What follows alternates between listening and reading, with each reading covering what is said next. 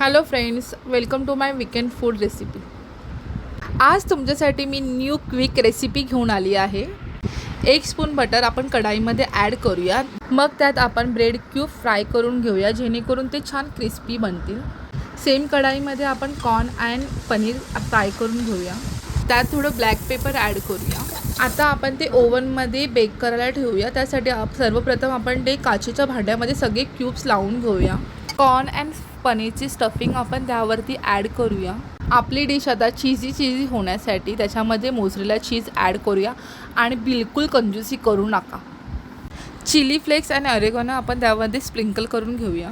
Now is time to bake only for 2 minutes. After 2 minutes आपण आता ते बाहेर काढूया आणि चेक करूया.